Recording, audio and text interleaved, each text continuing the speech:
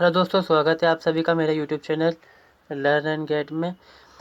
तो प्राचीन भारतीय इतिहास का जो पहला अध्याय होता है वो हमेशा होता है सिंधु घाटी सभ्यता। इसको बोलते हैं हम हड़प्पा सभ्यता। तो इस वीडियो के अंदर हम उसी के बारे में जानेंगे। सबसे पहले हम एक अपना बेस क्रिएट करेंगे, मतलब हम पहले जानेंगे जो स्रोत हैं, जो भारतीय इतिहास के बारे में लोगों ने कहा है, इतिहासकारों ने, उनके बारे में जानेंगे। स्रोत किस तरह से काम करते हैं और मतलब पूरी तरह से बेस क्रिएट करेंगे। फिर इसके बारे में हम जानेंगे जो हड़प्पा सभ्यता है उसके बारे में। तो जैसे कि बुक के अंदर अकॉर्डिंग देखते हैं हम, तो जिस बुक में दिया गया है सबसे पहले उसी को समझते हुए चलेंगे हम। तो यहाँ पर बताया गया है कि जैसे कि हम जानते हैं कि लगभग क्या होता है कि जो सभी प्राचीन सभ्यताएँ हैं वो नदियों के आसपास ही विकसित हुई थी।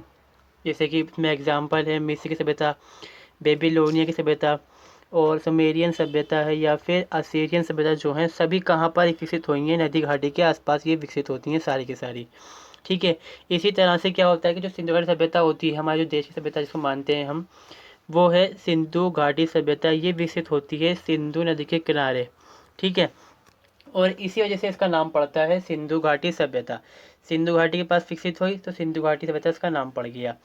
अब नदी के पास जब ये विकसित होती हैं सभ्यताएं, तो इसके पीछे एक वजह ये होती है कि यहाँ की जो नदी है, जो उसके किनारे हैं, उसके आसपास जो मिट्टी होती है वो उपजाऊ होती है।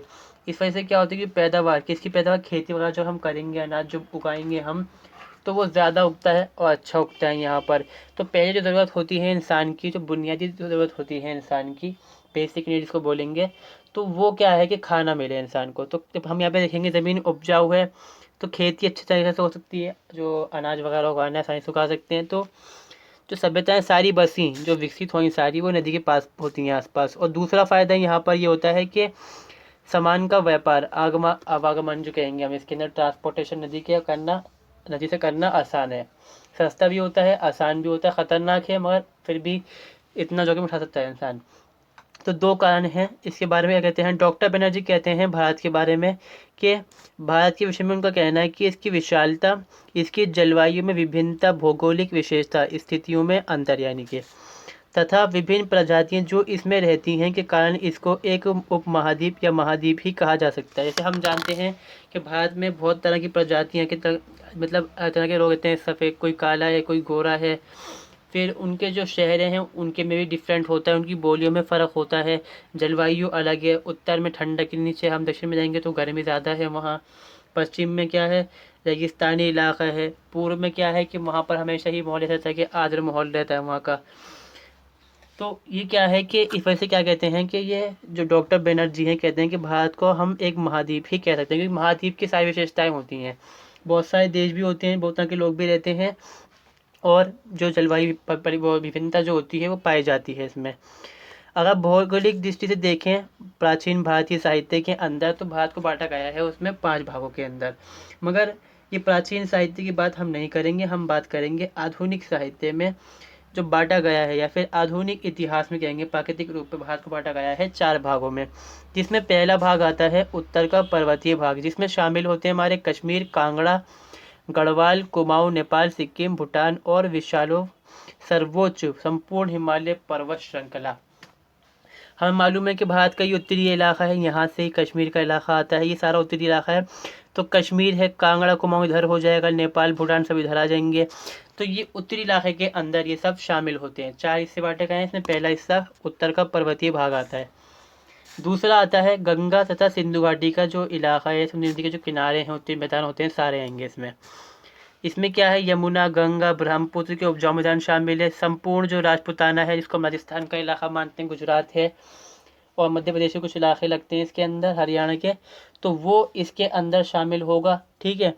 तो सबसे ज़्यादा क्या है कि यहाँ पर क्या देख रहे हैं हम, नदियाँ बहुत सारी हैं, गंगा है, सिंधु है, यमुना है, ब्रह्मपुत्र है, उपजाऊ मैदान भी हैं। तो इसकी वजह से क्या होता है, ये उपचार नहीं है, उपजाऊ है, ये उपजाऊ। ठीक है, उपजाऊ है। ठीक है। तो इसकी वजह से यहाँ पर ये चीज़ हमें एडवांटेज मिल रहा है यहाँ पर हमें, कि जो यहाँ की ज़मीन है वो उपजाऊ बहुत ज़्यादा है। तो ज़्यादातर जो नगर बसे वो यहीं पर बसते हैं, क्योंकि जहाँ ज़मीन, बताया मैंने आपको, जहाँ ज़मीन उपजाऊ होगी वहाँ नगर आसानी से बसेंगे। फिर उपजाऊ ज़मीन है, नगर बस रहे हैं, तो वाणिज्य के केंद्र बनेंगे ज़रूर। मतलब जहाँ पर हम देखते हैं कि सामान वगैरह बिकना या फिर जो दूसरे काम होते हैं सब चीज़ें इसके अंदर होती हैं। और कला केंद्र तो ये रहा ही है। और दक्षिण के पठार, तीसरा हिस्सा कौन सा है, वो है दक्षिण का पठार। ये त्रिभुजाकार भूखंड होते हैं और गंगा मैदान में दक्षिण की ओर विस्तृत विंध्याचल तथा सतपुड़ा द्वारा पृथक किया हुआ है। नर्मदा और महानदी भी इसमें दो भागों में बढ़ती हैं। दक्षिण का पठार हम जानते हैं मशहूर है, दक्कन पठार इसको बोलते हैं। तो ये त्रिभुजाकार क्षेत्र है, महाराष्ट्र और क्या कहते हैं मध्य प्रदेश और हमारा गुजरात है, ये इसके आसपास के एरिया इसके अंदर आते हैं। और ये उठा हुआ इलाका है, काफ़ी चढ़ना मुश्किल है, यहाँ पे जाना, इसको पार करना, साउथ में मतलब साउथ इंडिया में जाना होगा तो पार करना मुश्किल है। तो यही इसका एक ऐसे स्ट्रेटेजिक लोकेशन हो जाती है, फ़ायदा हो जाता है कि ये जो साउथ का इलाका है, उत्तर दक्षिण भारत का जो इलाका होता है, वो आक्रमणकारी जो हैं उनसे वो सुरक्षित रहता है। और जो ब्रह्मपुत्र नदी है और नर्मदा नदी जो होती है, वो दोनों यहीं पर मिलती भी हैं और दो भागों में बढ़ भी जाती हैं, अलग अलग होती हैं यहीं से। मतलब पहले एक नदी होती है महानदी, फिर बाद में वो अलग अलग धारा में बढ़ के अलग अलग नदी हो जाती हैं। विंध्याचल भारत की सबसे पुरानी पर्वत श्रृंखला है, जैसे अरावली है उसकी तरह ही ये भी है।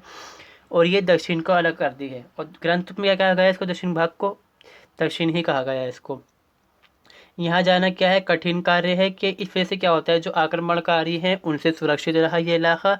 और संस्कृति भी इनकी भिन्न होती है, जैसे कि हम जानते हैं कि जो उत्तर भारत के लोग हैं उनकी बोली, हमारी जो बोली होती है वो अलग है, संस्कृति अलग है। और जो दक्षिण भारत के लोग हैं उनकी बोली, संस्कृति सब कुछ हमसे अलग होती है। और चौथा हिस्सा इसमें जो हम बांटते हैं वो है पूर्वी एवं पश्चिमी क्षेत्र। पूर्वी क्षेत्र मतलब जो इधर के साइड का भारत का आ गया, पश्चिमी क्षेत्र ये आ गया। पश्चिम में क्या आ जाएगा, पश्चिम का घाट आ जाएगा, दक्षिण घाट जिसको बोलते हैं हम।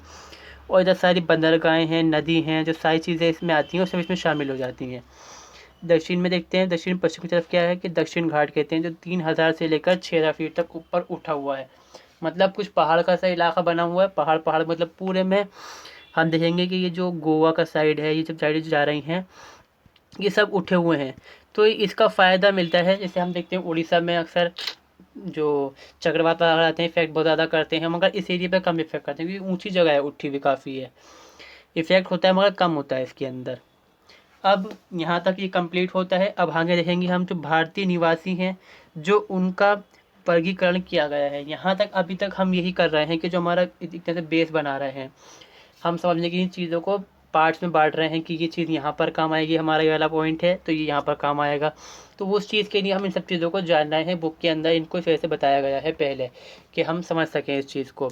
और हाँ, एक बात और, अगर चैनल पर अभी नए हो तो चैनल को सब्सक्राइब कर लें और अपने दोस्तों के साथ भी शेयर करें, वीडियो को लाइक करें। तो नीग्रो बांटा गया है 4 हिस्सों में। पहले इसमें आते हैं नीग्रो, जो काले थोड़े से होते हैं, मतलब देखने में रंग में थोड़ा काला होता है थोड़ा, ठीक है। नीग्रो छोटे कद के होते हैं, चौड़ा व छोटा मुंह होता है इनका, मोटे होंठ, काले और छोटी पतला, मतलब छोटी छोटी टांगे होंगी, काली टांगे होंगी, पतली टांगे होती हैं बहुत ज़्यादा। और ये जो अंडमान होते हैं ये वहाँ रहते हैं, और ईरान बलूचिस्तान के मार्गों से माना जाता है कि ये होते हुए भारत आए हैं। अफ्रीकी लोगों को कहते हैं वैसे कि निग्रो जो होते हैं। और अंडमान के अंदर आपने देखा होगा जो काले, बिल्कुल काले होते हैं, मोटे मोटे से वोट होते हैं, गोल गोल चेहरा होता है, छोटा सा कद, तो ये वही लोग होते हैं, इनको निग्रो कहा जाता है। और दूसरा होता है प्रोटो ऑस्ट्राइड, आदिम अग्ने। अब ये क्या है कि भारत के मध्य, जिसको विंध्याचल मध्य प्रदेश वहाँ का इलाका आता है, वहाँ रहते हैं। इनके जो हम देखेंगे शारीरिक रचना कैसी होती है, इनके छोटे कद होते हैं, दीर्घ कपाल, धसी हुई मोटी नाक, मोटे होंठ, जबड़े की हड्डियां आगे बढ़ी हुई। इनका मूल निवास स्थान फिलिस्तीन है, कि ये फिलिस्तीन के थे, भारत में आके बसे बाद में ही फिर वहाँ से। फिर अगला है द्रविड़। द्रविड़ को माना जाता है कि ये असली भारतीय हैं। जब आर्यन ने भारत पे, जब सिंधु घाटी सभ्यता के बाद माना जाता है, इतिहासकार मानते हैं कि आर्यों ने हमला करा, जब आर्यों ने हमला करा तो भारत के ऊपर, तो ये लोग चले जाते हैं साउथ के अंदर, तो इनको माना जाता है असली भारतीय। इनके क्या है, शारीरिक रचना क्या होता है कि लंबा सिर, नोकदार ठोड़ी, ऊंची उठी हुई नाक, पतले होंठ, छोटा कद, हल्के भूरे बाल और आंखें के बारे में बताया गया। इनको क्या माना जाता है कि सिंधु घाटी सभ्यता के निर्माणक कहा जाता है। वर्तमान में क्या होता है कि भारत में रहते हैं, साउथ में, जो कि देखने में थोड़ा रंग काला होता है इनका। और असली भारतीय इनको ही माना जाता है। इनकी भाषा होती है तमिल, तेलुगु, कन्नड़, इनकी भाषाएं हैं। मंगोल, मंगोल जैसे कि हम, जिनको हम, हमारे यहाँ क्या होता है कि थोड़ा स्टोरी टाइप लोगों का माइंड है, जिनको चाइनीज़ बोलते हैं, चाइनीज़ नेपाली छेड़ते हैं, तो छेड़ना नहीं चाहिए वैसे। तो ये उन लोगों को कहा जाता है कि छोटा क्या है, चौड़ा और चपटा कपाल चेहरा, मतलब चपटा चेहरा होता है, नाक छोटी सी होती है, कभी छोटा होता है, इनके मोटे होंठ होते हैं, गोल ठोड़ी, आंखें भूरी और काली। जो चाइनीज़ से होते हैं, भूटानी होते हैं लोग, जो नॉर्थ ईस्ट के होते हैं, इनको ही कहा जाता है खासकर इसके अंदर जो ठीक है, वही आते हैं इसके अंदर। और आर्य लोग हैं जो गोरे लोग, गोरे गोरे लोग जो होंगे हमारे यहाँ के, लंबा सिर है, ऊंची नाक है, पतले होंठ, सुनहरे बाल, लंबा कद, ये सब कुछ क्या है, आर्य लोगों की जो पहचान है ये। और इनको मान जाता है कि ये कहाँ मिले, कि भाई वैदिक आर्य हैं, और इनको मान जाता है कि के भारत के अंदर बसे हुए हैं, सारे भारत के अंदर ये फैले हुए मिलेंगे आपको। अगला इसमें जो हम टॉपिक देखेंगे वो आता है संचार मार्ग। संचार मार्ग दो हिस्सों में बांटे गए हैं। पहला है आंतरिक मार्ग। आंतरिक मार्ग को यही मानेंगे जो भारत के अंदर अंदर का है, और जो भारत की बाउंड्री से लगे होते हैं वो सारे बाहरी मार्ग आते हैं। आंतरिक मार्ग में गंगा घाटी जो है, इसके आसपास के बटे हुए जो बसे हुए इलाके जो हैं वो खासकर इसमें शामिल होते हैं, ठीक है। और इसको 4 हिस्सों के अंदर बांटा गया है कि पहला इसमें आता है कि पश्चिम बंगाल, पंजाब से लेकर तेलंगाना तक जो जाता है इलाका, इसमें बांटा गया। दूसरा कौन सा है, दिल्ली से मथुरा आगरा, ठीक है। चौथा, तीसरा है इसमें इलाहाबाद से, और चौथा है इसमें उड़ीसा की तरफ जाता है वो रास्ता है, थोड़ा ये गलत हो गया यहाँ से। और बाहरी मार्ग में क्या आएगा, जो भारत के बाहरी बाउंड्री के ऊपर जो भारत की जो सीमाएं हैं उससे लगे हुए मार्ग होते हैं वो बाहरी मार्ग में आएंगे। जैसे कि बताया गया है इसमें उत्तरी मार्ग, पश्चिम के मार्ग क्या हैं, खैबर, आपने देखा होगा खैबर पख्तून, ये सब चीज़ें आती हैं, ये अफगानिस्तान के साइड लगते हैं।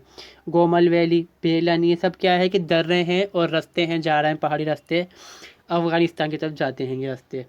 और दक्षिण में मतलब भारत के जो अफगानिस्तान दक्षिण एरिया जो लगता है, मतलब बलूचिस्तान जिसको बोलेंगे हम, बलूचिस्तान, वो जाता है मकराना होता हुआ, मकराना से होते हुए ईरान, ये भी रास्ते हैं, बाहरी रास्ते हैं ये। सिंध, अफगानिस्तान, पूर्वी ईरान, सोवियत और मध्य एशिया का दक्षिण भाग लगता है ये। मध्य एशिया के पूर्वी हिस्से पश्चिम कश्मीर से होकर जाते हैं, असम के मार्ग से बर्मा और चीन का रास्ता बनता है। भारत के पश्चिम तट और पूर्वी अफ्रीका के लाल सागर से के समुद्री तटों के सहारे समुद्र पार करना संभव है। तो ये क्या है कि समुद्री मार्ग हो जाते हैं यहाँ पर। अब यहाँ पर जो पॉइंट आता है वो ये है कि जो भारतीय इतिहास को लिखा जाएगा उसके बारे में क्या कहते हैं। इसके बारे में एक इतिहासकार हैं डॉक्टर A.L. बाशम, इनका क्या कहना है कि भारत का प्राचीन इतिहास एक पेचीदा समस्या के समान है जिसके कुछ अंश मिलते ही नहीं। चित्र के कुछ भाग तो काफ़ी स्पष्ट हैं, अन्य कुछ भागों का ध्यानपूर्वक कल्पना द्वारा पुनः निर्माण किया जा सकता है, परंतु कई ऐसे खाली स्थान रह गए हैं जिन्हें शायद ही कभी भरा जा सके। तो यहाँ पर सीधी बात है जो हम देखते हैं वो अक्सर यही बात आती है कि जो भारतीय इतिहास है, अगर हम देखें कि 700 ईसा पूर्व से लेके जो पीछे का इतिहास होता है, जितना मैंने देखा है इसको, तो उसमें यही प्रॉब्लम है कि वो उसमें डेट कंफर्म नहीं है, कहीं पर कुछ और प्रॉब्लम है, कहीं मतलब इतिहासकार कई सारे हैं, उनका अपना अपना एक नज़रिया है इस बारे में। तो इसके बारे में यही क्यों वजह क्या है कि यहाँ पर क्या है, कुछ चीज़ें मिल जाती हैं हमें, कुछ चीज़ें नहीं मिलती। इसमें एक चीज़ और है कि तिथि पता नहीं चल पाती हमें कि एग्जैक्ट डेट क्या थी, जो रूलर है वो उसने कहाँ कहाँ पर शासन करा, ये चीज़ इसमें प्रॉब्लम आती है। इसके अंदर अगर इतिहास लिखते हैं प्राचीन भारत का इतिहास, तो इसी बारे में ये कहते हैं कि कुछ चीज़ अगर हमें नहीं मिलती तो हम क्या करते हैं, कल्पना कर लेते हैं उस चीज़ की और रचना कर डालते हैं। मगर क्या है, कुछ रचना के कर भी दी हमने, मगर कभी भी कुछ ना कुछ खामी इसमें रह ही जाती है, ठीक है। अब जो अनेक इतिहासकार हैं उनके अपने अपने अपने मत होते हैं इस बारे में। जैसे कुछ इतिहासकार को क्या कहा गया है, जैसे कि पहला इसमें इन्होंने क्या कहा कि मेघा का अभाव है, और कुछ ने क्या कहा कि भारत का इतिहास लिखने में जो भारतीय थे उनको कोई रुचि नहीं थी प्राचीन इतिहास लिखने में, उन्होंने कभी लिखा ही नहीं भारत के प्राचीन लोगों ने, ठीक है। और कुछ इतिहासकार जो हैं, जो दुनिया कहते हैं विद्वान जो हैं, खासकर यूरोप के विद्वान हैं ये, तो इनका क्या कहना है कि भाई भारतीयों का तो कोई इतिहास ही नहीं है। डॉक्टर मुखर्जी क्या कहते हैं कि भाई भारतीय परंपरा के अनुसार इतिहास नायकों की अथवा किसी काल की परिस्थितियों की जीवन कथा नहीं, अपितु युग युगांतरों की प्रक्रिया है जिसके अनुसार मानव जाति के विशेष जीवनियों की नहीं बल्कि मनुष्य जीवन की उत्पत्ति वृद्धि नाश का क्रमानुसार होता है। समझने के लिए इसको तरीका में इस्तेमाल करेंगे। जैसे हम यूरोप का इतिहास पढ़ते हैं कहीं पर, तो वहाँ पर क्या है कि जो राजा हैं उनके ऊपर लिखा हुआ इतिहास है, जो वहाँ के राजाओं ने लिखवाया, फिर जो इतिहासकारों ने लिखा वो राजाओं के ऊपर लिखा है। हमारे यहाँ तो इतिहास लिखा नहीं गया, या फिर कहीं पर लिखा भी गया सही से नहीं। तो उसमें क्या है कि बताया गया कि भाई जैसे हम आक्रमण का हिसाब लेते हैं कि भाई किसी राजा ने आक्रमण करा भारत के ऊपर आकर, तो उसमें क्या होता है कि एक का तो नाश, जो जाति आ रही है वहाँ से उसका क्या है, विकास हो रहा है, उत्थान हो रहा है। जो भारतीय जाति है उसका नाश हो जाएगा। तो वो इस तरह से देखा जाता है इसके अंदर कि जो भारतीयों की जो मानव जाति है वो विकसित भी हो रही है, नाश भी हो रही है, और उसमें चेंजेस आ रहे हैं, उस बात को बात की जाती है इसके अंदर। तो हम कभी क्वेश्चन किया जाता है कि भाई हिस्ट्री क्या है। History is the story of deeds and achievements of human man living in the society. मतलब इंसान का क्या है कि बीता हुआ जो अचीवमेंट्स हैं, जो उसने काम करे हैं, वो चीज़ हिस्ट्री है। इतिहास कहते हैं सोसाइटी के अंदर जो उसने काम करा। अतीत के महत्वपूर्ण तथ्यों को ही ऐतिहासिक स्रोत कहते हैं। तथ्य, जो चीज़ें हो गई हैं, जो चीज़ें बनाई गई हैं, वो तथ्य कहलाते हैं। तो उनको हम स्रोत कहते हैं, और इससे हम क्या करते हैं, इतिहास की जानकारी प्राप्त करते हैं। मगर भारत के बारे में यही प्रॉब्लम है कि पर्याप्त स्रोत ही नहीं मिलते, तो इतिहास हम सही से लिखेंगे कहाँ से। कुछ मिलते हैं, कुछ नहीं मिलते। इसके अंदर फ्लीड ने क्या कहा कि भाई भारतीयों में इतिहास रचना की शक्ति नहीं थी और अभाव नहीं था, या अभाव ही नहीं था, मतलब शक्ति, उनका दिल ही नहीं था कि वो इतिहास लिखें भारतीयों का कभी। और अलबिरूनी क्या कहते हैं, अलबिरूनी कहते हैं कि भाई कहीं भारतीयों से कहीं पूछोगे भाई आपका इतिहास क्या रहा है, जिस समय ये आते हैं भारत में, तो वो कहते हैं कि भारतीय लोग ऐसे हैं कि अगर कोई इतिहास पूछोगे तो ये किस्से कहानी सुनाने बैठ जाते हैं, कथाएं सुनाने बैठ जाते हैं। अब कथाओं में प्रॉब्लम क्या है कि किसी इंसान के हिसाब से कुछ और कथा है, किसी के हिसाब से कुछ और कथा है, जिसका वो एक्सपीरियंस रहा होगा उसके हिसाब से उसकी कथा बना डालता है इंसान। और जो कुछ इतिहासकार ऐसे हैं जो यूरोप के ही होंगे ज़रूर, क्योंकि इन्होंने क्या कहा कि भारत का कोई इतिहास ही नहीं है। जो यूरोपीय लोग हैं उनका मानना ऐसा ही होता है एशियन लोगों के बारे में। एल्फिंस्टन ने क्या कहा कि सिकंदर के आगमन से पूर्व किसी भी महत्वपूर्ण घटना की तिथि निर्धारित करना कठिन है, और ये वाकई में सही बात है। चंद्रगुप्त मौर्य के समय सिकंदर आता है, तो उससे पहले का इतिहास अगर आप देखोगे, इतिहास पढ़ोगे, तो उसमें यही है कि डेट ही नहीं पता कौन सी डेट है, और ये भी पता नहीं कि किसी राष्ट्र ने कहाँ पर, मतलब उसकी जो सीमा रही है वो कितनी रही है, वही बारे में जानकारी सही से इसमें हमें नहीं मिल पाती। अतीत के बारे में अगर हम देखते हैं, जो जानकारी के स्रोत होते हैं कई तरह से हमें हेल्प करते हैं। बताया गया, जैसे बताया, दो तरह के स्रोत होते हैं। कौन सा है, एक होता है साहित्यिक, दूसरा होता है पुरातात्विक। साहित्यिक मतलब किताबें वगैरह जो होंगी, या फिर कोई लिखी हुई चीज़ें। पुरातात्विक मतलब बिल्डिंग होंगी, सिक्के होंगे, चीज़ें बनी हुई होती हैं, वो आती हैं इसके अंदर। तो ये चीज़ें अगर हम इस्तेमाल करते हैं तो ये हमें क्या करती हैं, घटनाओं को तरह से हमें छवि बन जाती है हमारे सामने, हम कल्पना कर पाते हैं। जैसे हमारे घर में देखते हैं अपने सिक्के पुराने रखे होते हैं, उसको हम जैसे यूज़ करते हैं, हम देखते हैं कि हाँ, तो ये सिक्का पुराने ज़माने का है, तो पहले ऐसा रहा होगा, ये नोट चलता है पहले, तो ये ऐसा रहा होगा। तो ये चीज़ें, सब चीज़ें कही जाती हैं नोटिस। तो इससे क्या है, हम कल्पना कर पाते हैं इन चीज़ों को देख कर। तो इससे क्या है, इतिहासकार भी ऐसे ही करते हैं, फिर हिस्ट्री लिखते हैं इसके ऊपर। स्रोत के बारे में बताया गया है कि भाई ये सिंधु घाटी सभ्यता जो है उसका शिक्षण करने में सहायता करते हैं, ठीक है। और जो सिंधु घाटी सभ्यता है इसको क्या कहा जाता है, हड़प्पा सभ्यता, क्योंकि हड़प्पा क्या है कि पहला शहर जो खोजा गया था इसके अंदर। और सिंधु घाटी इसलिए कहते हैं कि सिंधु नदी इसके आसपास बसा हुआ था, इसलिए सिंधु घाटी कहते हैं इसको खासकर। और जो स्रोत हैं उनको दो भागों में बांटा गया है। पहला क्या है, साहित्यिक स्रोत, और दूसरा होता है पुरातात्विक स्रोत। तो पहले देखेंगे हम जो साहित्यिक स्रोत है उसके बारे में। साहित्यिक स्रोत में क्या है कि समस्त सामग्री होती है जो ग्रंथों और लेखों में उपलब्ध होती है, मतलब जो लिखी हुई चीज़ें होती हैं साहित्यिक में आएंगी। तो पहला क्या होता है इसके अंदर, वो है धार्मिक। धार्मिक इसमें हिंदू धर्म के बारे में देखेंगे पहले हम, फिर बौद्ध धर्म आएगा, फिर जैन धर्म आएगा। तो हिंदू धर्म के अंदर जैसे आपको मालूम होगा कि बहुत सारी किताबें होती हैं, वेद होते हैं, पुराण हैं, उपनिषद हैं, ब्राह्मण किताबें हैं। इसके अलावा कौन से होते हैं, सूत्र ग्रंथ होते हैं, स्मृतियाँ होती हैं, महाकाव्य वगैरह। पुरानी ये दो बार हो गई है। तो इसमें हम पहला देखेंगे जो हिंदू धर्म के अंदर पहली किताबें जो आती हैं, सबसे जो प्रमुख जो पुरानी किताबें सबसे पहले आती हैं वो होती हैं वेद। वेद चार होते हैं, अथर्ववेद है, सामवेद है, यजुर्वेद है, अथर्ववेद है, ठीक है।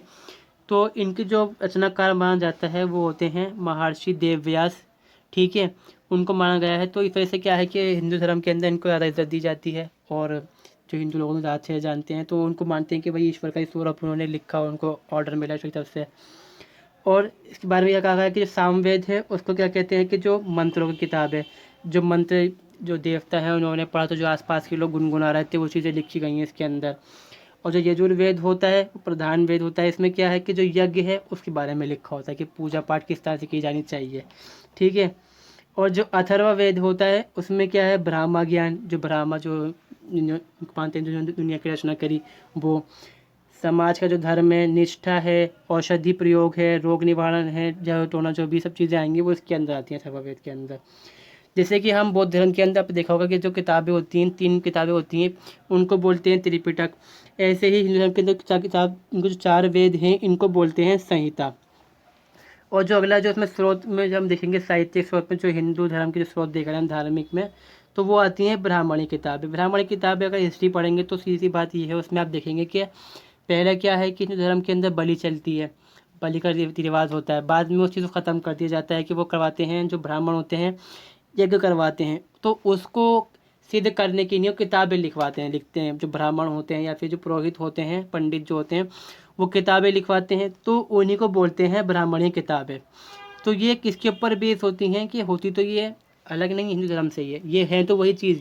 ये क्या है, इन्होंने वेदों को पढ़ा, वेदों के अंदर से अपने अपने काम की चीज़ें निकालते हैं और लिख डालते हैं कि हाँ भाई किस तरह से पूजा पाठ करना है, फिर जो यज्ञ करना सही होता है, बलि के मतलब ना करें तो हम। तो इसमें क्या है कि हर वेद का अलग ही क्या है कि ब्राह्मणी ग्रंथ होता है। जैसे हम देखते हैं इसमें क्या है, ऋग्वेद का ऐतरेय और कौशी तकी ब्राह्मण, यजुर्वेद का होता है शतपथ ब्राह्मण। अगर अभी हम पढ़ेंगे ना कि तो इसका नाम बहुत ज़्यादा आएगा, क्योंकि इसके अंदर हम क्या देखते हैं, जो बताया गया है यज्ञ के बारे में। और जब हम सेकंड चैप्टर सब चैप्टर पढ़ेंगे तो उसमें ये बहुत ज़्यादा आएगा, शतपथ ब्राह्मण है, और उसके बहुत ज़्यादा रेफरेंस दिए होते हैं। सामवेद में क्या है का क्या होता है, पंचाविश ब्राह्मण, और अथर्ववेद का क्या है, गोपश ब्राह्मण।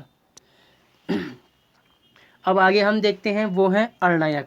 अरण्यक भी हिंदू धर्म के ग्रंथ के अंदर शामिल होता है, मगर ये क्या है कि जैसे किसी इंसान ने संन्यास ले लिया और चला गया जंगल के अंदर, तो उसने जो वहाँ पर ध्यान लगाया, क्योंकि बाद में क्या होता है हिंदू धर्म के अंदर और चेंजेस आते हैं।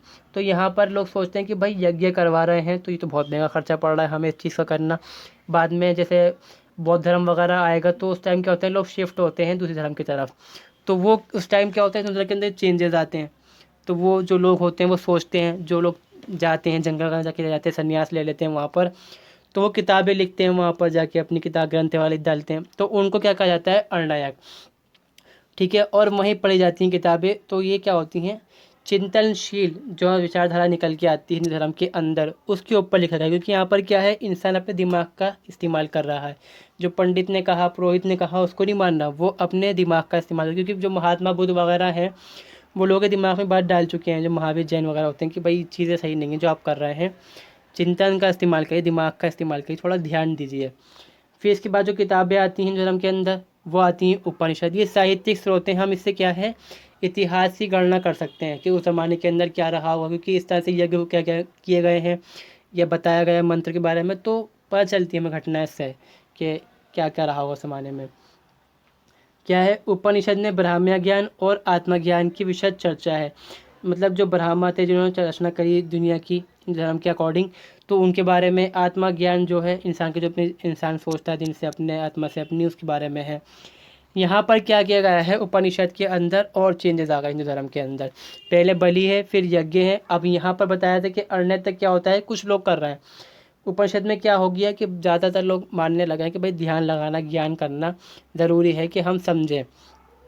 और जो उपनिषद के अंदर जोर दिया गया है वो दिया गया है कि बहुत देव बाद के, मतलब बहुत सारे देवताओं की जगह पर हम किसी एक देवता को बड़ा मान लें अपना, जिसको वो ईश्वर की बात निकल के आती है कि भाई सबसे बड़ा कौन है, भगवान इसमें जो है देवताओं में सबसे बड़ा होता है वो ईश्वर, जिसने बनाया है। फिर ईश्वर जो स्वरूप लेके पैदा होने लगते हैं, तो वो चीज़ यहाँ से निकल के आती है कॉन्सेप्ट इसके अंदर।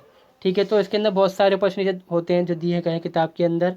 वो है ईशावास्य, केन, कंठ, प्रश्न, कुंडक, मांडुक्य, इतरे, तैत्तिरीय, श्वेताश्वर, छंदोग्य। और ये छंदोग्य बहुत ज़्यादा पढ़ने में आएगा, देखा होगा सुना होगा आपने नाम इसका। और बृहदारण्यक और कौशिकी।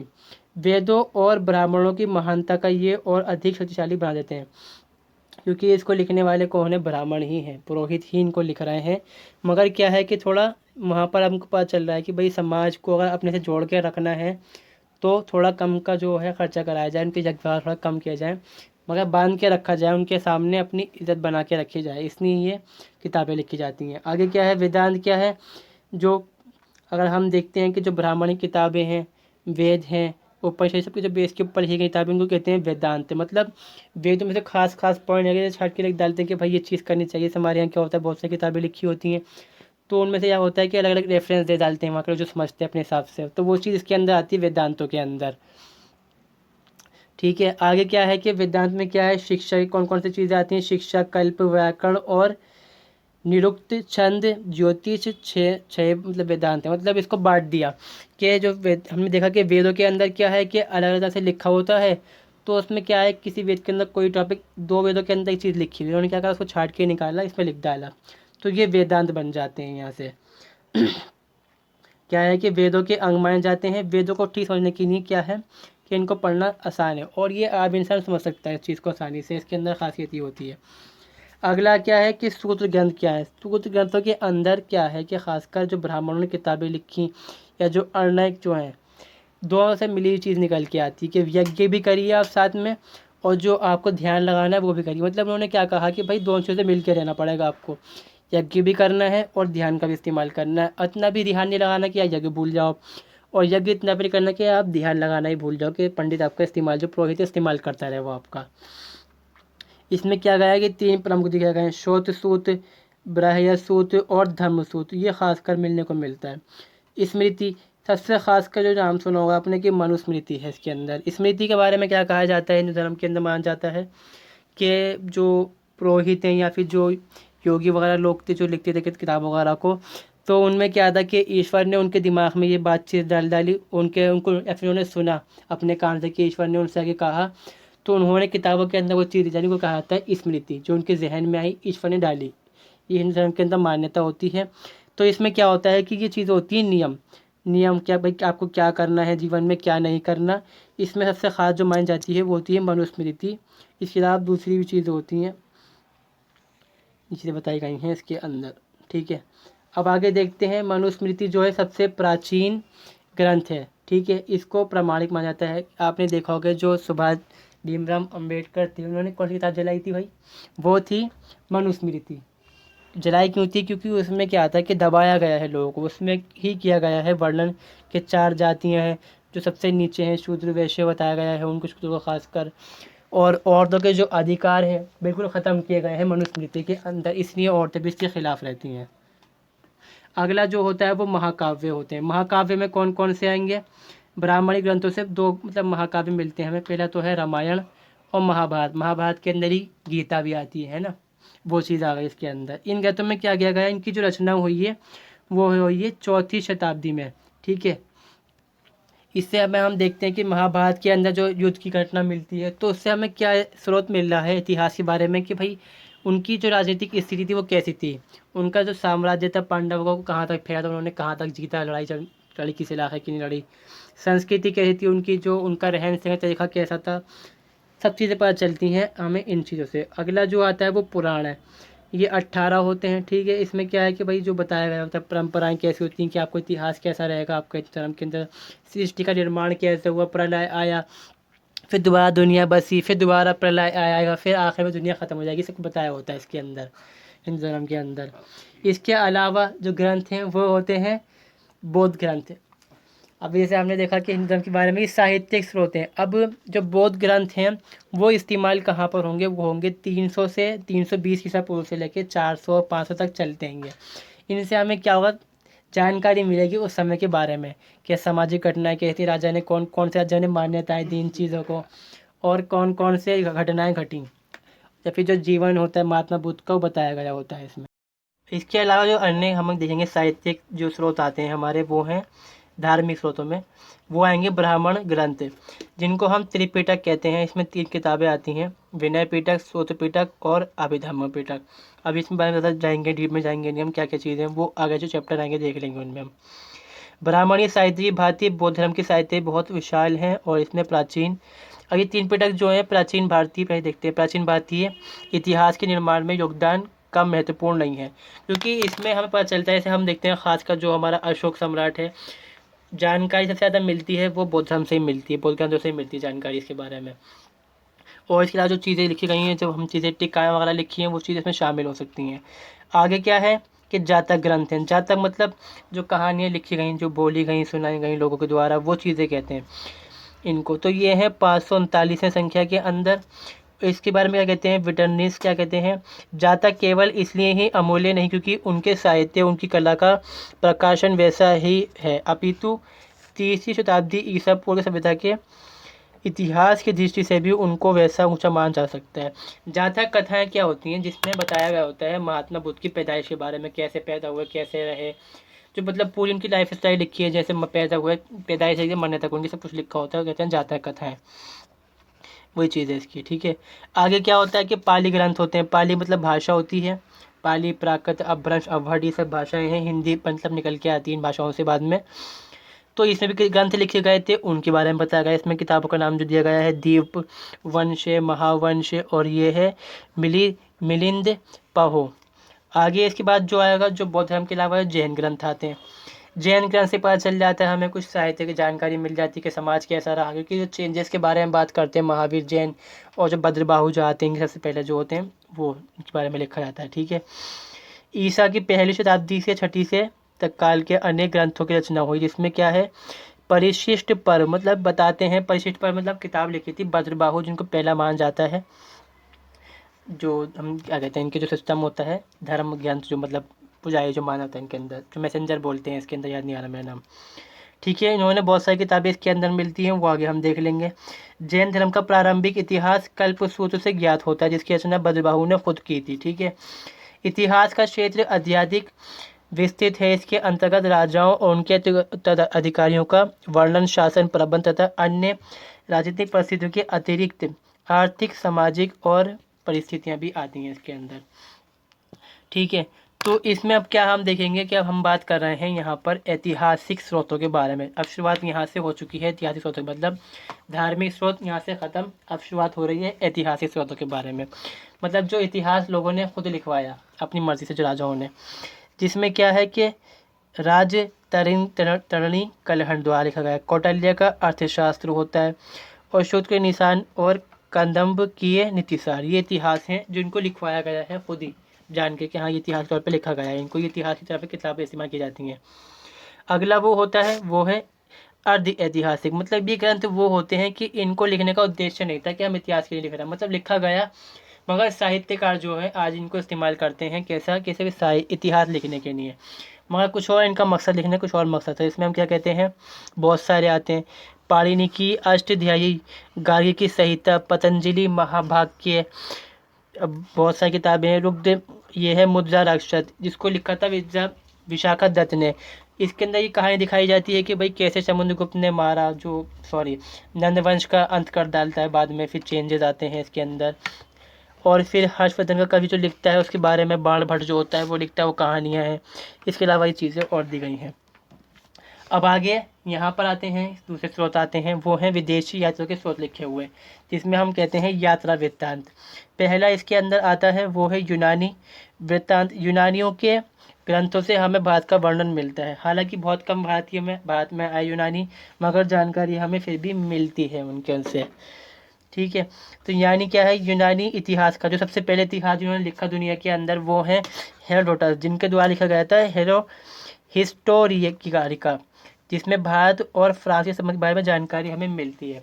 मतलब जो हेरोडोटस जो हैं, उन्होंने पूरे दुनिया का इतिहास लिखा, जो अमेरिका है उसको छोड़ के, ऑस्ट्रेलिया को छोड़ के, जो एशिया है, अफ्रीका है और यूरोप है, उसके बारे में लिखा है उन्होंने। तो उसमें उन्होंने बताया कि किताब का नाम था हिस्टोरिका, जिसमें बताते हैं भारत और जो फ्रांस है, इसको ईरान, इराक जो है आज के टाइम में, जो संबंध थे उनकी जानकारी मिलती है। इसके अलावा कौन से हैं, अरिस्टोबोलेस, नियार्कर और निकोसिट्रिस की पुस्तकें भारत के बारे में जानकारी देती हैं हमें। और एक मेगास्थनीज थे जो चंद्रगुप्त के टाइम में आते हैं, उनकी किताब जो थी इंडिका, जिनकी बेटी का नाम भी इंडिका था, वो उसके बारे में लिखते हैं कि चंद्रगुप्त के टाइम में कैसे कैसा सिस्टम था मौर्य वंश के अंदर, वो जानकारी मिलती है हमें। तो ये यूनानी है, इनकी यात्रा वृत्तांत होगा, इनकी किताब लिखी हुई से जानकारी मिल जाती है। फिर अगला जो साहित्य है जो हमारे पास स्रोत मिलता है, वो है चाइनीज़, मतलब चीनी वृत्तांत। जो चाइनीज़ लोग भारत में आए, उन्होंने वृत्तांत लिखा। इससे क्या है कि जानकारी मिल रही है हमें भारतीय इतिहास के बारे में, कि भारत का इतिहास कैसे कैसे लिखा गया है, ये स्रोत कौन कौन से काम दे रहे हैं हमें। तो इसमें क्या आता है, शुआचीन है, जो लगभग प्रथम शताब्दी की टाइम आता है भारत में, उसने पुस्तक लिखी और जानकारी मिलती है उससे हमें। इसके अलावा फाहियान की बहुत सुना होगा आपने नाम, हेंग सांग, इतिसांग, ये भारत में आते हैं और जानकारी लिखते हैं, ये भारत की राजनीतिक दिशा कैसी है, धार्मिक सिस्टम क्या है, यहाँ का जो रीति रिवाज है, जो शिक्षा पद्धति है, उसके बारे में जानकारी मिलती है। इन चीनी वृत्तांतों से प्राचीन भारतीय इतिहास के निर्माण में सहायता मिलती है। वही बात है जितनी सारी चीज़ें हैं सबसे ही सहायता मिल रही है, तो इनसे भी सहायता ही मिलेगी। अगला है तिब्बती वृत्तांत जो है, तिब्बत के जो धार्मिक लोग आते हैं भारत के अंदर, या जो भारत के बाहर जाते हैं वहाँ पर लिखने के लिए, तो वो लोग इसमें शामिल होते हैं। ठीक है, अब इसमें क्या है, कौन से हैं, कमयूर तंगयूर नाम का जो भारतीय आता है, भारत में आता है, वो लिखता है। मुस्लिम यात्रा वृत्तांत है भारत के अंदर, इसमें अलबिरूनी खासकर जिन्होंने लिखा था तहरीक हिंद भारत का जो जिक्र मिलता है इसके अंदर। इसके अलावा बहुत सारे आते हैं। तो यहाँ पर ये साहित्य स्रोत जो हैं सारे वो कंप्लीट होते हैं। अब आगे आता है वो है पुरातात्विक स्रोत। पुरातात्विक स्रोत के अंदर मतलब बिल्डिंग्स होंगी, अभिलेखाकार हैं, शिलालेख हैं, सिक्के हैं, और जो भी चीज़ सारी चीज़ें मतलब जो बनाई गई, उकेरी गई, लिख छापी गई या बनाई गई बिल्डिंगें, वो चीज़ें इसके अंदर आती हैं। तो इसमें क्या है बताया गया, जैसे कि क्या है, कल्पनाशील से परे होते हैं। साहित्यिक स्रोत में क्या होता है भाई, कभी लिखा भी है, हो सकता है सही भी लिखा हो, जो साहित्य लिखने वाला है उसने कहानी लिखी हो जो सही लिखी हो उसने, हो सकता है गलत भी लिखी हो, मगर क्या है कि बिल्डिंग जो है वो दिख रही है हमें सामने, सिक्का जो है वो दिख रहा है हमें, तो उससे क्या है कि कल्पना नहीं है वो हमारी, वो तो असलियत है, गलत फहमी का कोई चांस बनता है यहाँ पर नहीं है बिल्कुल भी।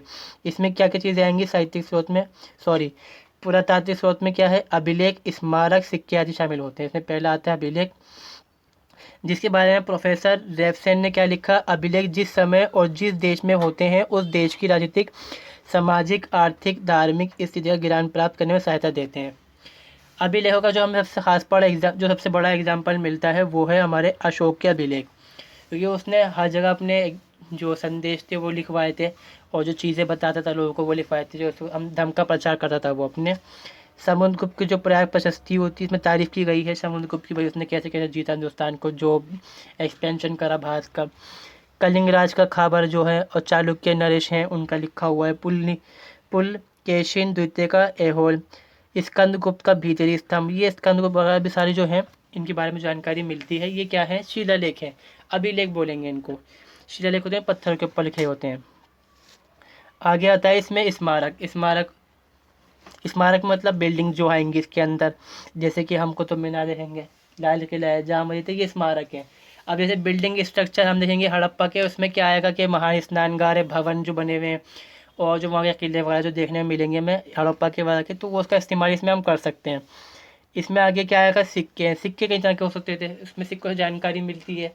जैसे जो राजा था पता चल जाएगा भाई राजा कौन धर्म को फॉलो कर रहा था, कपड़े देख के उसके, उसकी सामाजिक स्थिति कैसी थी, उसके गहने देखकर कितना अमीर था, कितना बड़ा उसका एम्पायर था, सबको जानकारी इससे मिल जाती है हमें।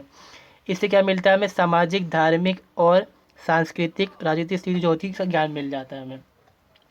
जो राजा का नाम है, वंश है, रुचियाँ हैं, आर्थिक स्थिति पर चल जाता है इससे हमें। उसकी सीमाएं हैं और तिथि ने कब तक शासन करा वो मिलता है। धर्म है और व्यक्तिगत जो गुण है उसकी जानकारी मिलती है। जैसे कनिष्क के सिक्के होते हैं कि वो पता चल जाता है। कनिष्क के सिक्के जैसे आपने दिखाया था, मैंने वीडियो बना रखी है उसमें देख सकते हो आप, कि उसमें दिखाया गया है कि कनिष्क क्या है कि बौद्ध धर्म के ऊपर प्रचार वगैरह कर रहा है, तो उस तरह का दिखाया गया है इसको उसमें। जो समुद्र के सिक्के होते हैं उस पर चलता है कि संगीत प्रेमी है, क्योंकि वीणा लिया हुआ दिखाया गया है समुद्रगुप्त उसके अंदर, और तलवार लेके दिखाया गया है उसकी मूर्ति के अंदर। अगला जो है वो मिट्टी के बर्तन होंगे, इसमें मूर्तियाँ भी हो सकती हैं और बहुत सारी चीज़ें जानकारी इसके अंदर मिल सकती हैं। तो यहाँ पर ये कंप्लीट होता है साहित्यिक स्रोतों के बारे में, वो सॉरी पुरातात्विक स्रोतों के बारे में। तो यहाँ तक हम समझ चुके हैं कि जो इतिहास में स्रोत हैं किस तरह से भूमिका अदा करते हैं किस लिए कि इतिहास लिखने में। आगे हम देखेंगे जो सिंधु घाटी सभ्यता है या फिर जिसको हम बोलते हैं हड़प्पा सभ्यता, उसके